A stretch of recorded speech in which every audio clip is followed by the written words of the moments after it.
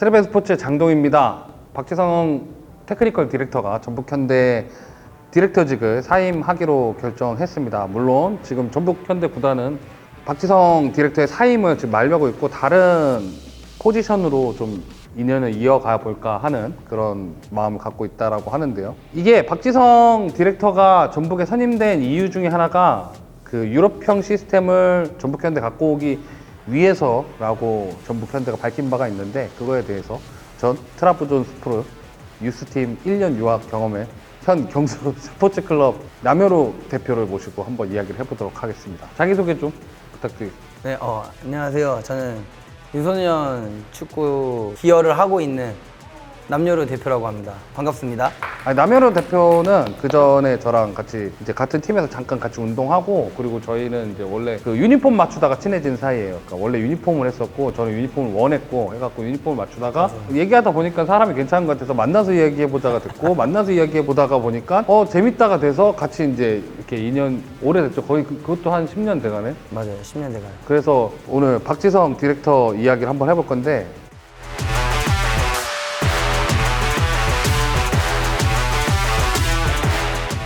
일단 박지성 디렉터 이야기를 하기 전에 대한민국 K리그의 구단 시스템에 대해서 먼저 얘기해 볼 필요가 있잖아. 그쵸. 이게- 조금은 얘기할 필요가 있죠. 그러니까 우리나라는 대표이사가 있고 단장이 있고 감독이 있고 뭐 코칭 스태프 선수가 있는 시스템이라면, 유럽은 구단주가 있고 대표이사가 이사가 있고 그리고 행정단장이 있고 스포츠 디렉터가 있고 맞아요. 뭐 이런 식으로 디렉터직이 이렇게 세분화돼 있잖아. 그러니까 지금 전북현대가 취하고 있는 시스템은 대표이사, 단장, 테크니컬 디렉터, 테크니컬 어드바이저 시스템을 뒀는데, 한간에는 또 단장이 있는데 테크니컬 디렉터는 대체 뭐 하는 자리인가? 그렇게 생각할 수 있잖아. 근데 유럽은, 터키도 어찌됐건 유럽이니까 유럽권이었죠. 디렉터가 너네 팀을 관리하나? 그 연령대 팀을? 처음으로 저도 이제 그 연령별 대표라는 그 시스템 안에서 소속감으로 조금 있어 봤는데, 조금 신기했던 건 뭐 그 당시에는 우리나라에서는 내가 빨래도 하고, 예를 들면 뭐 유니폼도 내가 부모님이 사준 돈으로 그것만 입고 뭐 이런 시스템이었다면, 거기 가자마자 유소년 아이들도 그 빨래, 유니폼, 그날 훈련할 세팅 장비 등등을 다 구단의 그 라커룸 안에다가 다 해주더라고요.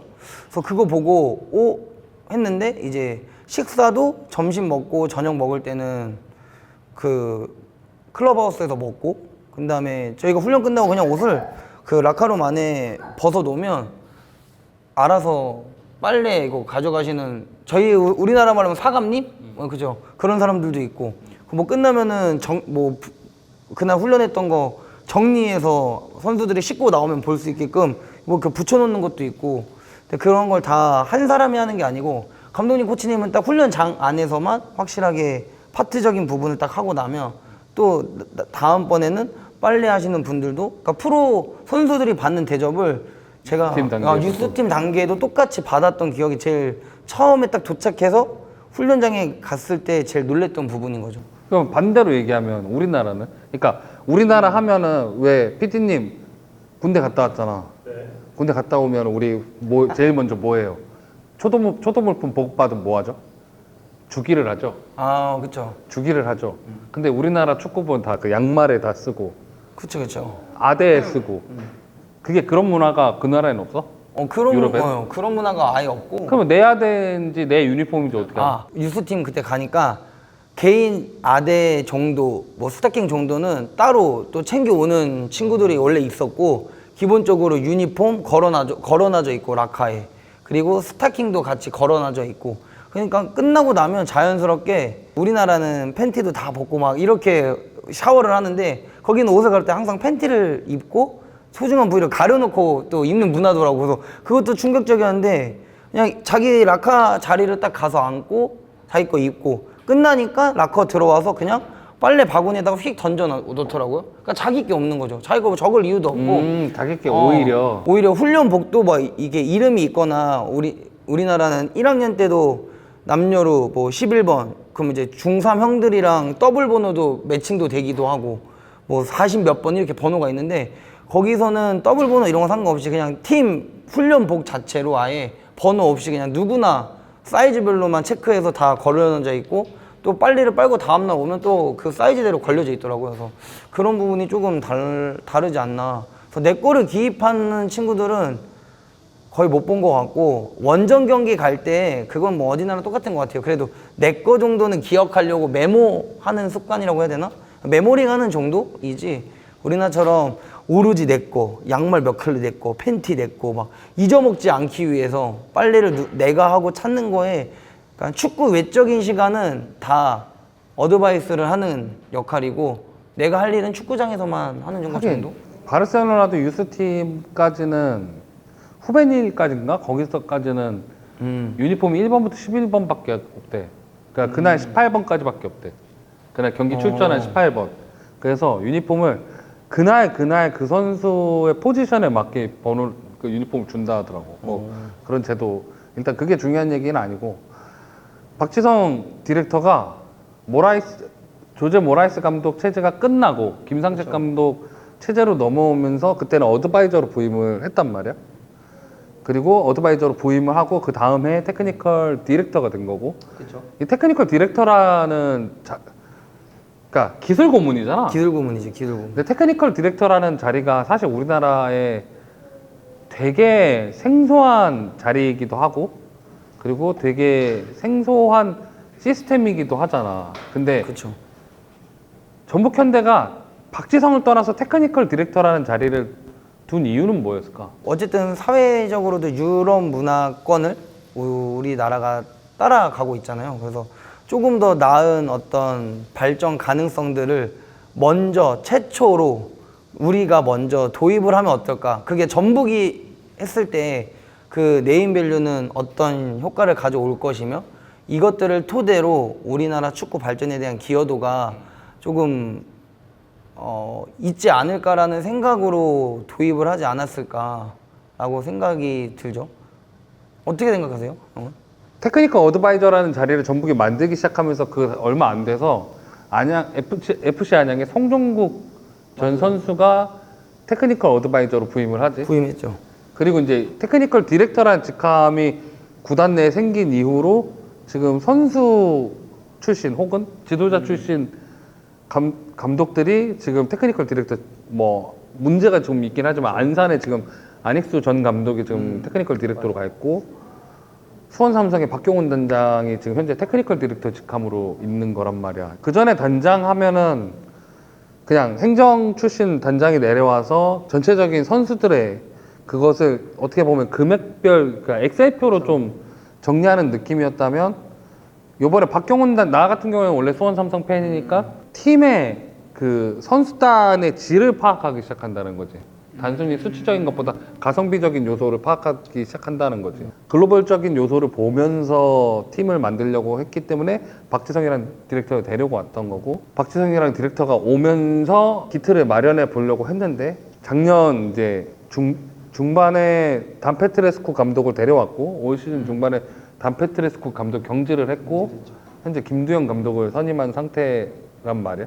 그리고 팀 성적은 현재 자꾸 하위권을 가고 있고.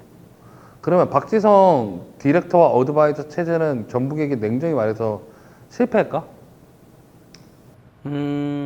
사실 실패라고 볼 수는 없을 것 같은 게 제 생각이에요. 왜냐면 어쨌든 시도해보지 않고서는 어떤 변화적인 부분이, 그리고 누군가는 또 그 자리를 맡아서 했었어야 되는 거였더라면 실패라고 하기는 지금은 너무 이르지 않을까?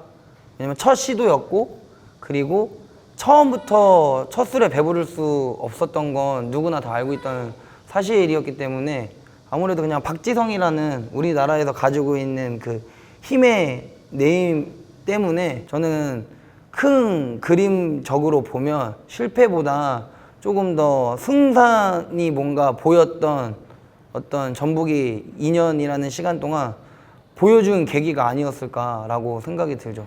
근데 나는 좀 다른 게, 단적인 예로 박지성 디렉터가 비상근직이었잖아. 그러니까 런던과 전주를 왔다 갔다 거리는 시스템이었고, 그리고 나는 단장의 가장 중요한 역할이 뭐라고 생각하냐면, 그러니까 선수단 정리라는 게 어떤 걸 의미하냐면, 지금 단적인 예로 전북의 선수단을 보면 드리블하는 애, 치고 달리는 애, 미드필더에서 볼을 이쁘게 차는 애인데 갖다 들이박는 애 없고, 뭐 센터백에 공을 잘 차는 애인데 터프하게 끊어내는 선수 없고. 그러니까 한 포지션에 비슷한 부류의 타입들이 너무 선수들이 많아. 너무 많았다는 거죠. 근데 나는 이거를 박지성 디렉터가 했어야 되는 일이라고 생각을 하거든. 그러니까 어떻게 보면은 그게 있어. 다른 단장들 중에 그동안 일을 잘했다라고 평가받을 수 있는 단장들의 따지는, 그러니까 모든 스포츠 종목을 비롯해서 가장 중요한 건 결국은 선수단을 어떻게 사고 파느냐의 문제가 되지 않을까라는 생각하는 거지. 전북은 근데 영입은 되게 많이 해. 단적인 예로. 맞아요. 많이 했죠. 그러니까 티아고 같은 경우에도 키 큰 공격수지만 이 선수가 머리를 못 쓰는 거는 리그 내 모든 팬들이 아는데 그 선수에게 헤더를 맡긴다든가 그 선수를 포스트 플레이어로 쓴다든가 뭐 이런 부분이라든가 뭐 모드바로 같은 선수 이제 뭐 있잖아요. 예전에 전북에 뛰었던 모드바로 왼발잡이 윙어. 이 선수 같은 경우에는 왼쪽에서 왼발잡이가 터치라인 치고 쭉 올라가서 크로스 올리는 윙어인데 이 선수를 반대발로 쓰려고 노력을 한다든가. 그러니까 선수의 특성 파악 없이 이 선수가 잘하면 좀 데려오는 능력. 근데 이게 개인적으로 또 생각할 때 박지성 디렉터 혼자의 결정이라고 생각하지 않아. 왜냐면 박지성 디렉터 성격상 자기가 완전히 다 컨트롤할 수 없는 분야에 있어서는 내가 이 부분은 이 사람한테 맡기겠다라고 했을 거야. 근데 오히려 박지성 디렉터가 어느 정도 이런 이적을 추진할 때 뭐 그런 거 있잖아요. 이번에 이성우 같은 사례가 베스트잖아. 그렇죠. 지성이 형 얘기 듣고 결심했다. 결정적으로 느껴지는 거는 확실히 조금 팀을 더 깊숙이 관여하기 위해서는 비상근직으로는 한계가 있다. 왜냐면 박지성 디렉터의 지금 본인의 거처 자체가 이미 한국이 아니라 영국이고 그런 부분에 있어서는 박지성 디렉터가 보여줄 수 있는 한계점 명확하지 않았나. 어쨌든 형이 좀 더 포커스를 맞춘 건 소통의 부재의 역할이 제일 컸다고 보네요. 어쨌든 박지성이라는 디렉터가 과연 있었던 것이 지금의 상황적인 부분이 성공이냐 실패라는 것보다 제가 또 다르게 생각하면 결국에는 소통을 누군가가 왔어도 디렉터가 없이 감독과 코치 간에서의 문제도 선수단과 스태프들의 문제도 그런 소통의 문제였던 건데 아무래도 네임밸류가 원체 단단하게 한 포지션에 많이 배치되어 있던 그런 국가대표 선수들을 다 모아놓고 결국에는 소통을 못한 건 과연 박지성 디렉터만의 문제일까? 감독 코치진의 문제도 있을 수 있을 것 같고 결국에는 그럼 이걸 통으로 또 엮어보면 전북이라는 그냥 구단 자체가 원래 디렉터를 선임하는 이 과정까지 자리를 만들기까지 분명한 또 어떤 스텝들을 거치려고 노력했었을 텐데 그게 부족했던 것 뿐인 거지 라고 저는 또 생각을 해보긴 해요. 정리가 부족했다랄까 소통보다는 정리가 부족했다라는 느낌이 좀 들어요. 정리가. 그러니까 이름이 밸류가 너무 높으니까 이 사람한테 감히 정리에 대한 이야기를 못 하고 그리고 이 사람의 픽이 분명히 있었을 거 아니야 그 안에. 그쵸. 또 본인 각자 원하는 픽들이 있었을 테니까요. 그러니까 어찌됐건 전북이 많은 시도를 한 것만큼은 그렇잖아. 그 디마테오라는 사람이 그래도 프리미어리그 묻은 사람인데 그쵸. 이 사람이 전북에 어드바이저로 와서 전지훈련 때 와서 전북 선수단 체크하고 가고 경기 때 간간히 보러 오고 그게 박지성이라는 이름 덕분도 있겠지만 그게 아니더라도 디마테오가 전주까지 와서 득볼 게 없잖아. 근데 어찌됐건 아시아 최고 구단이라는 이제 명목하에 이런 과정이 필요하다라고 생각했지만 현재까지 아직 그 실패고 그러니까 결과적으로 결과만 보면은 이렇게 성공적이라고 볼 수는 없고 박지성 디렉터는 어찌됐건 사의를 표명을 했고 구단은 잡고 있어. 맞아.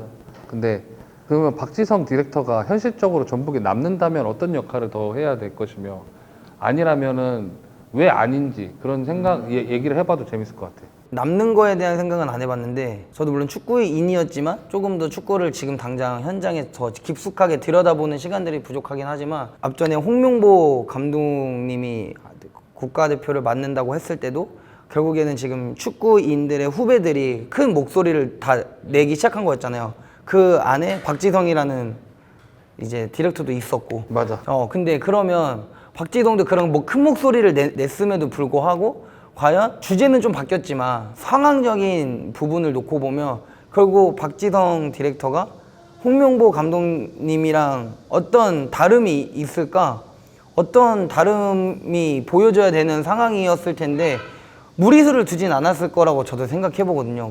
그래서 박지성이라는, 그리고 또 아까 얘기한 대로 이승우의 결정도 결국엔 모든 선수들도 다 그랬다고 하지만 지금 이승우 이적이 발표되는 순간과 맞물려서 박지성 디렉터가 사임을 한다라는, 이게 시간적으로 보면 완전 딱 비슷하게 떨어지는 시간에 극과 비교되는 그 시점들이 맞아 떨어지는 거를 봤을 때 조금 더 큰 그림이라고 저는 생각해보고, 홍명보 감독님에 대한 자기가 어필했던 이런 부분들을 나는 그렇지 않은 사람이다라는 거를 보여주기 위한 어느 정도의 쇼맨십도 가미가 되지 않았을까라고 저는 조금 생각해봤거든요. K리그 자체는 춘추제잖아. 우리는 추춘제가 아니잖아.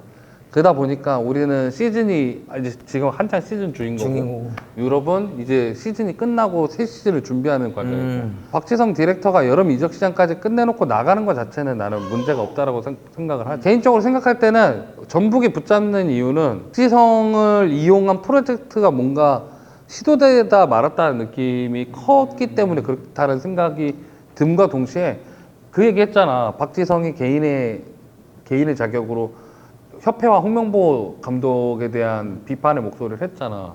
근데 결국 박지성 디렉터가 전북에 남으면 우리가 볼 수 없는 다른 모종의 형태로 전북 현대가 구단 차원의 공격을 받을 수 있지 않을까, 뭐 불이익을 받을 수 있지 않을까, 그 부분에 대한 것도 박지성이 생각하지 않았나? 그런 생각도 좀 들고. 근데 개인적으로 생각할 때는 비슷해.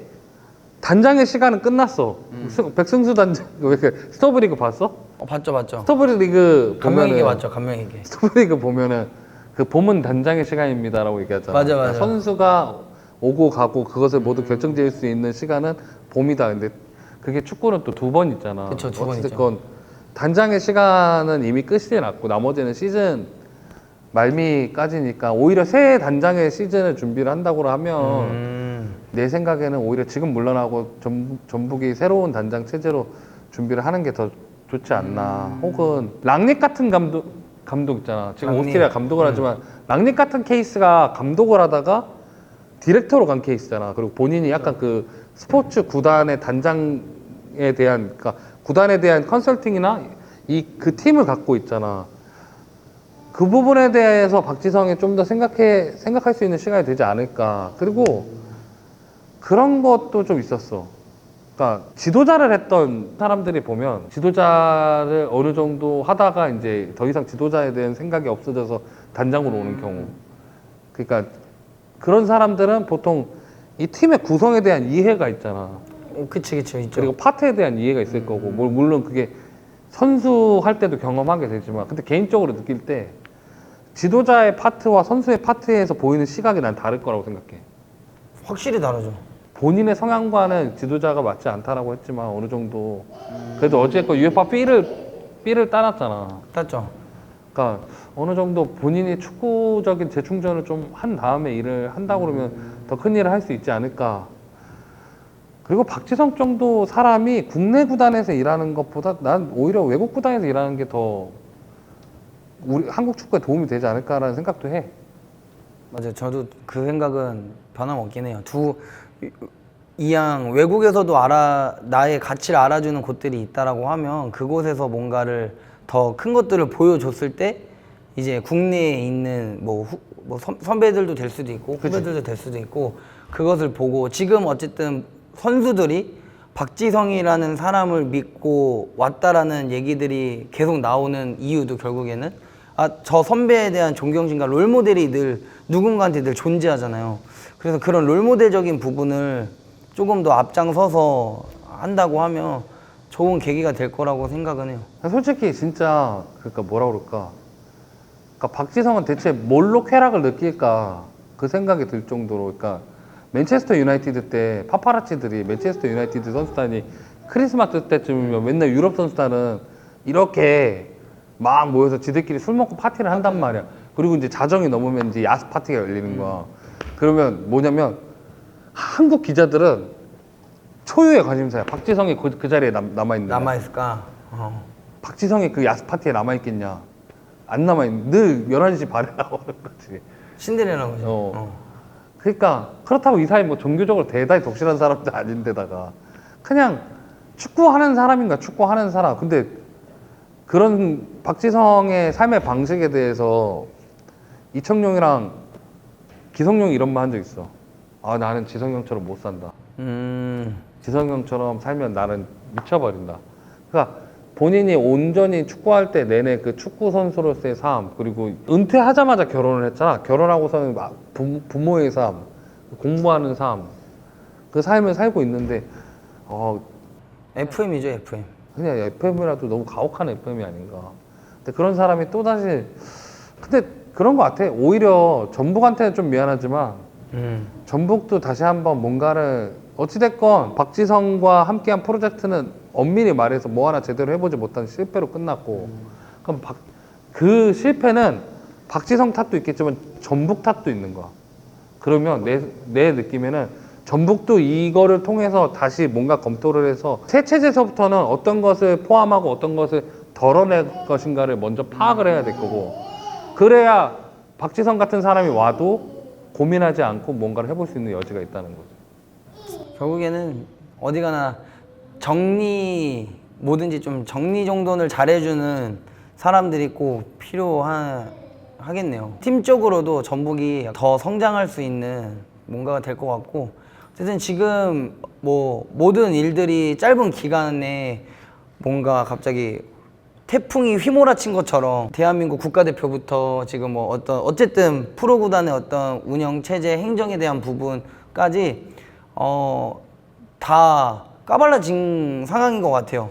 그래서 이 선두 그룹에 있는 누군가가 또 잘 맞춰주고 변화되는 모습들이 있으면 또 한 번 K리그가 또 발전하고, 결국에는 이 K리그 선에서들 좋은 분위기들이 이어져 가야 이제 또 좀 더 나중에 이야기겠지만 지금까지 수고했던 모든 것들에 대한 이 밑에 리그, 하부 리그들도 점차 더 탄탄한 이 레벨들이 맞춰지지 않을까. 사실 뭐 좀 번외지만 많이 저는 발전했다고 생각하거든요. 그래도 K7이 생길 거라고 생각하지 않았고, 그치. K6가 우리나라에 이미 유럽권 유학생활 할 때 보면은 뭐 진짜 10부 리그까지, 근데 그 안에도 10부 리그도 페이를 내고 구경하는 그런 구단도 있었고, 그리고 그들의 삶에 녹아져서 팬들이 지나가다가 이런 철구조물 같은 데 이렇게 서가지고 할머니 할아버지들이 막 경기를 응원하고 맥주 한 잔 마시면서 하는, 페이 낸다?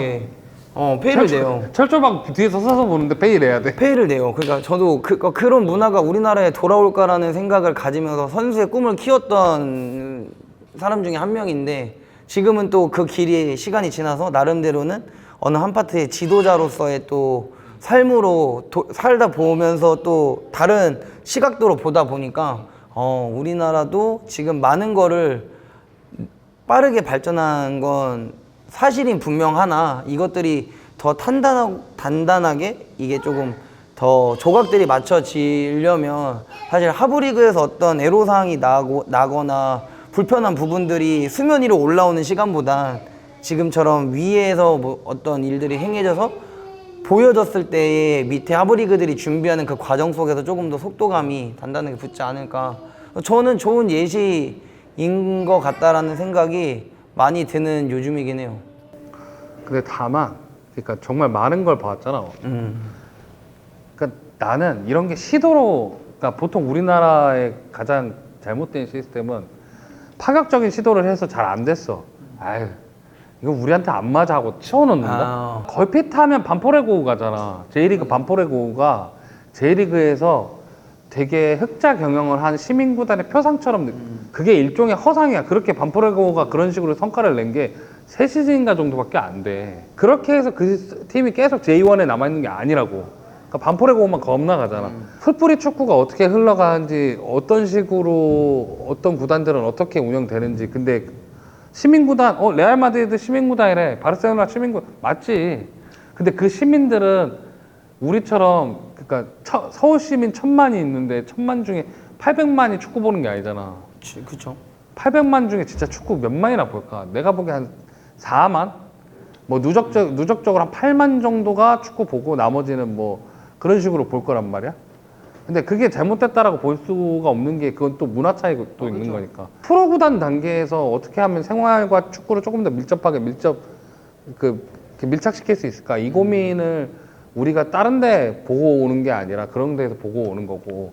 그러면 우리가 흔히 얘기할 수 있는 뭐 FC 서울이나 전북현대나 울산현대 같은 빅클럽들은 또 빅클럽으로서 이 나라에 대한 축구에 어떤 식으로 지역 밀착적이고 국가 밀착적인 그리고 그런 서포터 밀착적인 축구를 할 수 있는가에 대한 구단을 운영할 수 있는 거에 대한 고민을 해야지. 그러면은 나는 이런 전북도 사실은 그러니까 박지성이라는 인물을 소모했다라고 봐.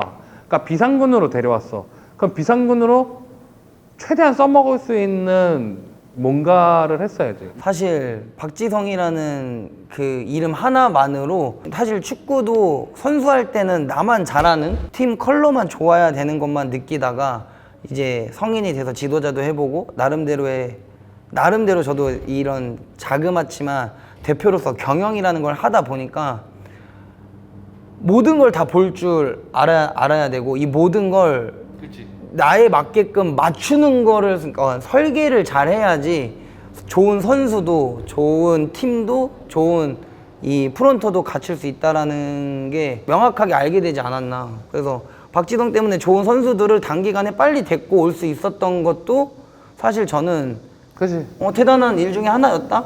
그러니까 나는 그런 거야. 박지성 갔네? 그래. 그리고 이제 뭐 그 다음에 뭐 장동희 단장, 남효루 단장 이런 식으로 단장 끝났다고 그 단장에 대한 세대가 끝나는 게 아니라 박지성 때 박지성으로 인해서 누린 게 뭐가 있지? 박지성으로 인해 누리지 못한 게 뭐가 있지? 우리는 그러니까 특히 모든 스포츠 전반, 모든 사회적 전반 우리가 이거 있을 때 좋았던 게 뭐고 이거 있었을 때 나빴던 건 뭐지? 이런 피드백이 제대로 안 돼 있다라는 걸 받는단 말이야. 특히 그렇잖아. 우리나라 같은 경우에 지금 울산도 유니폼이랑 관중석 색깔 갖고 싸우고 있지. 그러니까 구단이 연속성을 가지려면은 나는 그러니까 이게 되게 중요하다고 생각하거든. 이 구단이 갖고 가는 헤리티지랑 그 헤리티지에 따른 축구 컬러. 이 구단이 미친 듯이 수비를 해. 근데 그게 구단의 헤리티지가 될 수도 있다라고. 그러니까 수비 축구 한다고 나쁜 게 아닌데 맨날 저희 공격 축구 하겠습니다. 그리고 352. 공격 축구 하겠습니다. 343. 그러면 사실 그거 진짜 입으로 거짓말 하는 거야. 그러니까 그런 팀이 되지 않기 위해서라도. 그러니까 나는 그랬던 거야. 그러니까 마지막으로 한마디 더 하자면 단페트레스코 감독 올 때 기억할지 모르겠는데 우리 작년에 K리그 결산 찍을 때 있잖아. 내가 단페트레스코 감독은 전북을 재기시키지 못할 것 같다라고 그랬어. 기억나? 왜 그랬냐면 전북의 선수단이 4-3-3이나 혹은 4-2-3이 혹은 4-4-1-1 그러니까 조금 더 선수들의 자율도에 맞춘 다음에 거기서 뭔가를 하는 축구에 익숙해져 있는 그러니까 선수가 개인 능력을 발휘하고 선수가 어느 정도 자기 기술을 발휘할 수 있는 전술에 놓여져 있는 축구를 하다가 플랫형 4-4-2에 빡세게 라인 빡 좁혀갖고 개겐 프레싱처럼 진열 전체로 왔다 갔다 하는 가장 조직적인 축구라는 감독이 온 거야. 박지성 디렉터가 승인을 내렸지만 디마테오랑 되게 절친한 사이래. 단페트레스쿠 감독이 디마테오 감독이랑 첼시에 같이 있었어. 그래갖고 워낙에 절친한 사이고 그리고 클루지에선 잘했으니까 루마니아 그쵸. 클루지에선 잘했으니까 나는 그런 게 가장 문제적이라고 본 거야. 전북에 맞는 감독을 데려왔어야지. 전북이 가지고 있는 선수단도 생각을 하고 전북이 가용할 수 있는 감독을 그러니까 이 선수단을 가용할 수 있는 감독을 데려왔어야지.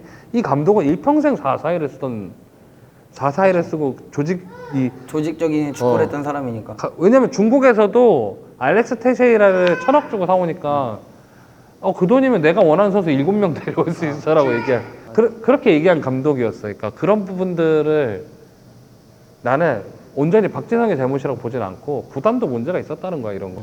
그러면 만약에 어쨌든 지금 이제 전북은 형이 생각할 때 어떠한 단장이 그러니까 어떤 스타일의 유형의 단장이 나타나면 조금 더 플러스 되는 요인이 있을까? 어떤 사람이 오면은 어떤 스타일의 유형의 단장이 온다면 좋을까라고 한번 얘기하면은 나는 오히려 그러니까 어떤 유형일 것 같아요? 지도자를 해봤던 지도자를 해봤던. 지도자로서는 이제는 좀 메리트가 떨어지지만 선수 보는 눈이 좋다던가 선수를 내치는데 혹은 이 선수가 지금 팀에 필요하지 않을 때 과감하게 내칠 수 있는 예를 들테면 굳이 표현하자면 최용수 감독 같은 스타일.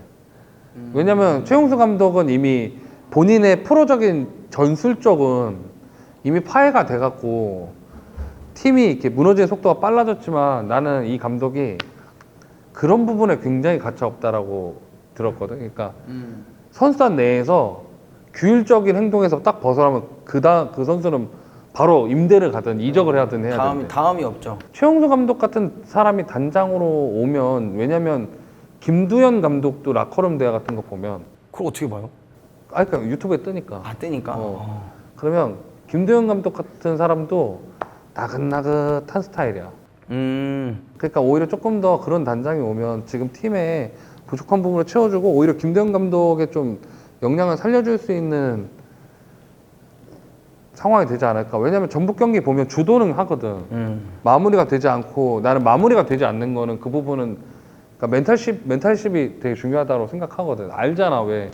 그치. 1패, 2패까지는 괜찮다니까 3패부터는 대가리 이상해지잖아. 3패? 그래갖고 시도한다. 막 4백 쓰다 3백 써. 갑자기 바꾸기면 또. 그럼 4연패. 그러면 뭘 해도 안 될 것 같은 느낌이 들어. 공이 나한테 오면 큰일 날 거. 그 자존감이 5연패? 떨어지지. 야, 5연패부터 10연패까지 금방 가잖아. 아마축구, 애기축구부터 아마축구, 그 생활체육, 프로축구까지 다 통용되잖아. 2연패까지는 괜찮다니까? 지난주 주고 이번 졌어. 야, 다음 주에 잘하자. 그러다가 3패 딱 하잖아. 그때부터, 뭐가 꼈나? 4패 하잖아. 그때부터 이기는 방법을 모르겠어. 이기는 이미지가 안 떠올라. 그래서 이거를 내가 형한테 왜 물어봤냐면 사실 이제 전남에 요즘에 며칠 전에는 전남이 성남이랑 할 때 올라와서 코칭 스태프분들 아시는 분 계셔가지고 얘기를 했는데 나도 이제 궁금하기 시작한 게 있었어가지고 사실 이장현 감독님이 2022년도에 용인대에서 맞아. 왔단 말이에요. 근데 전남의 코치진의 연령대랑 네임을 보면 사실 아마 수석 코치진으로 있는 두 분이 89년생, 84년생일 거예요 아마. 89, 83가 86인가 그래요. 전남. 근데 그 89년생 코치님이 물론 선수 출신 뭐 프로 출신도 아니야. 아 진짜? 프로 출신도 아니야. 두 분 다.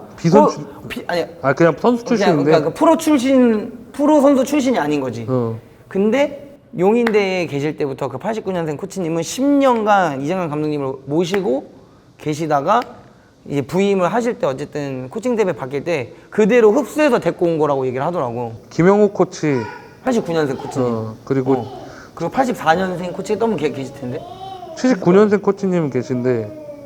아무튼 있어. 근데 두 분은 그러니까 프로 선수 출신이 아니신 분들이라고 하길래 얘기하다 보니까 근데도 전남도 엎치락뒤치락 했지만 지금 어쨌든 K2에서 상위권 성남이랑 경기까지 마무리 어쨌든 역전하면서 2위를 일단 지켰고 지금 안양이 1위인가? 안양이 1위. 근데 안양 이번에 일단 잡혔는데 이걸 형한테 그 부분 어떤 스타일의 유형이 왔으면 좋겠냐고 물어봤던 게 단장님이 결국에는 나도 프로 선수 출신은 아니지만 이제 뭐 자격증도 나름 갖추고 있고 교육도 듣고 많은 분들하고 대화를 하다 보니까 꼭 프로 선수 출신만이 프로 세계에 있으라는 법은 없지 않냐라는 그거는 나 동감. 그게 좀 있었어요. 근데 어쨌든 전남이 프로 선수 출신이 아닌 코치진들을 데리고 있음에도 불구하고 나름대로 뭐 구단이 운영을 어떻게 하는지까지는 모르지만 성적이 날 수 있는 이유는 명확한 것 같은 거지. 전남이 그렇다고 네임밸류가 다 좋은 선수들이냐? 또 엄청나게 따지고 보면 그렇지 않고 그러면은 뭐 구단에서 돈을 많이 쓰는 팀이냐? 뭐 선수한테 뭐 전폭적인 지원이 막 나가는 팀이냐? 사실 그렇지도 않은 것 같고. 근데 어떻게 성적이 날 수 있을까라고 보면 아까 형이 말한 디렉터의 역할 뭐 이런 것들 다 있겠지만 저도 단장으로서는 지도자를 해봤던 사람, 선수 생활을 그래도 해봤던 경험이 좀 있는 사람이었으면 좋겠다는 한편데 오히려 프로 선수 출신의 지금 형이 얘기한 것도 최용수 감독님 뭐 지금 계속 얘기가 나오면 뭐 항상 황선홍 지금 또 어쨌든 호방수로 볼 땐 김도훈 감독님, 심태용 감독님 다 프로 선수 출신에 그치. 나름 이름이 다 있었던 분들 프로 생활도 다 해봤어. 근데 그런 분들도 너무 자원으로서 우리나라 자산으로 너무 소중하게 쓰였지만 그러지 않은 분들의 시각에서 예를 들면 그냥 나 같은 사람 정도도 그 자리에 갔을 때 분명 또 다른 시각으로 구단과 프론터, 시민, 선수단 구성들을 볼 수 있지 않을까 라고 생각을 해보게 되더라고요. 그 순간에 잠깐 그 얘기하다 보니까 어떻게 전남이 성적이 이렇게 잘 날까? 그렇다고 외국인 용병들이 연봉들이 다들 엄청 잘 받고 왔던 이름이 있던 용병들이었나? 사실 그것도 아니고 엎치락뒤치락 했는데 이거를 지킬 수 있다라는 거는 감독님과 코치님과 뭐 선수단의 신뢰도의 문제도 분명히 존재할 거고 어쨌든 그런 부분에서 누군가는 형이 말한 대로 프론토랑 사이가 좋을지 안 좋을지 아무도 모르지만 누군가는 정리정돈의 역할들을 잘하고 있다라는 거라면 그 안에서도 꼭 선수 출신 프로 선수가 아닌 사람의 시각하에서도 지도는 해봤고 선수를 오래 해봤지만 프로 출신은 아니래. 그런 사람들의 눈이 지금 많이 필요한 시점이지 않을까라는 생각에 내가 전북에 있어서는 그렇게 얘기한 이유 중에 하나는 그러니까 나도 그거 있어. 그러니까 전북 같은 경우에는 현재 팀의 선수단의 기강 문제가 없지 않고 그러니까 선수단 분위기 문제가 그러니까 선수들이 대다수 국가대표 출신이고 감독은 초보고 그런 분위기를 1차원적으로 생각한다 그러면 그러고 그게 있어. 예전에 2015년에 모 해설위원이 비선수 출신은 축구계 업종에 종사할 생각을 하면 안 된다는 글을 페이스북에 쓴 적이 있어. 그러니까 되게 기분 나쁘더라고. 그러니까 축구는 선수 출신들의 영역이니 비선수 출신들은 들어오지 마세요라고 하는 게 그게 우리는 그런 얘기 한 적 있잖아. 축구가 왜 풀뿌리 축구가 지금까지 기틀이 다져지기 힘든 이유 중에 하나가 우리는 축구를 교과적으로 배우지 않았기 때문에. 근데 유럽만 해도 그러잖아. 그러니까 우리나라 태권도 가듯이 축구 가고 운동하러 가고 이런 시스템인데 그러니까 그런 것들을 왜 그냥 나는 또 그렇게 생각해. 나는 내가 우리 동네 축구를 10년 했지만 내가 우리 팀 선수들한테 공식적인 자리에 선수라고 얘기하거든. 맞아. 항상 얘기하더라고요. 선수라고 얘기하거든. 왜냐면 운동장 들어가면 선수야. 얘가 어제까지 술을 퍼먹다 왔던 어제까지 새벽까지 애를 보다 왔던 운동장 축구화 신고 들어오고 유니폼 입었으면 선수야. 선수의 느낌처럼 운동하려고 오는 거잖아. 그러니까 그런 문화가 돼야 선수로서 존중하는 문화가 돼야 어찌됐건 얘들도 지들이 선수라는 마인드를 가지면 상대 팀을 할 때 난 선수니까 조금 더 상대를 또 선수로 존중하게 되고 그런 마인드가 돼야 팀도 발전하고 팀에 대한 문화도 발전한다라고 생각하는데 이정관 감독 같은 경우에는 얘기가 다른 게 이정관 감독 같은 경우에는 용인대부터 본인의 철학이 이미 쫙 갖춰진 상태로 프로 지도자까지 온 거고. 그치. 그러니까 그런 사람이 팀에 오면 더할 나위 없지. 전북 같은 팀도 그런 감독이 왔어. 그 팀에 이정효 감독. 근데 남기희 감독. 또 약간 그거랑 또 대학 축구와 프로 축구는 또 다르다는 것도 너무 잘 알기도 하고 훨씬 더 잘 이행을 하고 있는 분들이니까 그래도 또 그런 데서는 어려움이 분명히 있다고 존재하는데 어쨌든 그 쉽지 않은 걸 어떻게 보면 짧은 기간 안에 전남을 다시 위로 올려오기까지는 분명한 뭔가가 있다라는 건데 나는 그래서 그러니까 프로 선수 출신 코치가 아니라고 해가지고 이제 거기서 약간 진짜 내가 생각했던 건데 약간 가까운 곳에 있었구나라고 생각하니까 작년에 물어봤죠 형한테. 발디비아 원맨 팀 됐을 때는 힘들겠는데 이랬는데. 근데 지금도 약간 그 선수가 조금 분위기를 좌지우지하는 건 있지만 그래도 잘하더라. 그래도 그 속 안에서 우리나라 선수들도 팀에 그 외국 선수들이 잘 녹아들일 수 있게 하는 것도 좋았고 안 그래도 내가 물어봤거든요. 그 코치 형한테 아니 프로 선수 출신이 아닌데 그리고 8, 9년생이면 사실 지금 현역에 뛰고 계신 분들도 계시기도 하고 물론 어린 친구들도 있겠지만 또 나름 그런 게 있잖아. 아까 형이 말한 것처럼 그래도 나 프로인데 니들이 뭔데라는 마음은 사람이기 때문에 뭐 아예 없다라고 말할 수 없으니까. 근데 훈련이나 이런 거 할 때 잘 따라오나요? 라고 안 그래도 물어봤었는데 코치진들이 원체 너무 열심히 잘 준비하니까 선수들도 군말 없이 그런 생각 없이 잘 따라오더라 얘기하더라고요. 감독님이 말한 의도와 선수단이 원하는 걸 그 중간에서 중개 역할 어쨌든 그 10년 모셨다고 하니까 그 부분을 너무 잘 캐치한다고 하니까 좋다고 하더라고요. 본인들도 느끼겠지. 그러니까 본인들도 느낄 거고 왜 그런 거 있잖아. 어찌됐건 간에 그리고 문화도 좀 달라진 게 왜 그 황덕현 해설위원이 대표팀 올림픽 대표팀 키트 매니저 할 때 의외로 선수들이 얘는 대표잖아. 내셔널 팀인데 선수들이 형이 보기엔 내 움직임이 어때라고 이렇게 많이 물어본다 하더라고. 그게 왜 물어보는지 처음에 부끄러워서 대답을 잘 안 해주다가, 그러니까 본인 어찌됐건 생짜 눈에 보이는 건 되게 순수하게 그런 게 있잖아. 왜 애들 눈에 보이는 게 다른 느낌으로. 그치. 너가 이렇게 뛰는 게 더 느낌이 좋았던 것 같아 얘기를 해주면 얘가 이렇게 뭔가 이렇게 풀리는 느낌이 들었다. 그러니까 요새는 또 아니야. 요새는 또 축구를 즐기는 사람들이 축구를 더 깊이 알 수 있어라는 선수들 인식 변화도 좀 있는 것 같아. 그러니까 그리고 보통 그 정도 노력하니까 직업 선수 되고 직업 선수뿐만이 아니라 국가대표 되는 거겠지.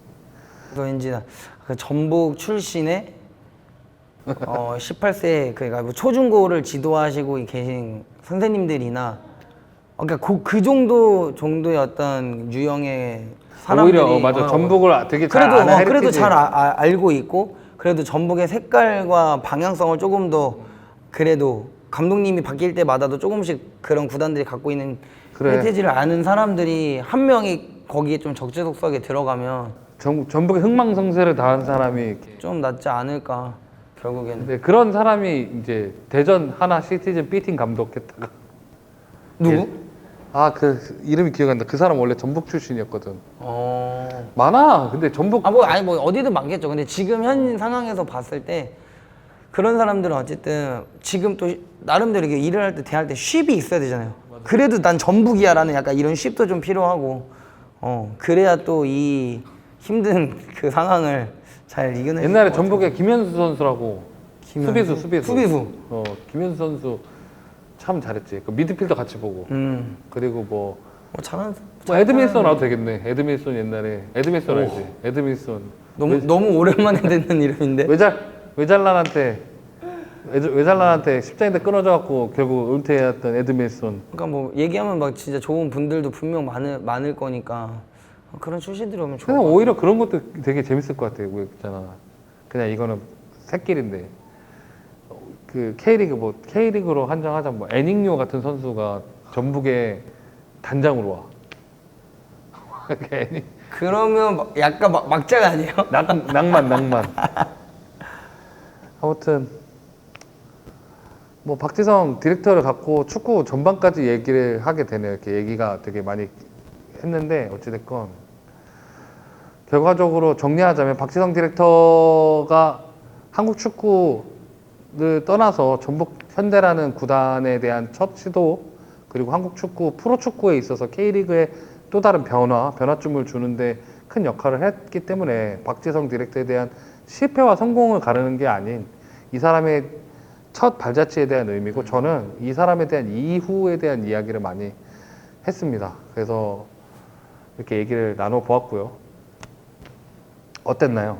이렇게 축구 얘기를 사실은 나름대로는 선수를 했던 또 출신의 저와 그리고 또 생활체육관에서 있었던 사람과 이렇게 대화를, 그래도 이런 즐거운 대화들을 조금 이렇게 벽 없이 늘 만날 때마다 이런 대화를 할 수 있어서 너무 좋은 것 같고, 그래서 이런 계기들로 이런 얘기들 좀 자주 나누다 보면 뭐 우리도 어느 한 부분에 일원이 돼서 더 즐거운 일들을 만들어 나갈 수 있지 않을까 생각이 너무 좋았고, 그리고 오늘 촬영을 또 저희 센터에서 뭐 많이 보이진 않지만 앞으로 센터에서도 계속 해보고 하니까 너무 좋네요. 색다르고. 앞으로 계속 여기서 할 거라서.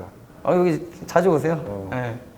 그래서 저희 이제 아마 2주에 한 편, 뭐 어쩔 때는 일주일에 한 편씩 이렇게 남현우 대표랑 같이 한국 축구, 유럽 축구 빼놓고 없이 그냥 다양한 이슈 갖고 둘이서 선수를 가장 오래 했던 자와 조기 축구를 오래 했던 자가 각기의 시선으로 이야기해보는 시간 자주 가질 테니까요. 이 컨텐츠도 많이 봐주시고 저희가 조금 더 라디오 같이 더 재밌게 만들어 보겠습니다. 지금까지 스냅 스포츠 장동희 남유리였습니다. 감사합니다.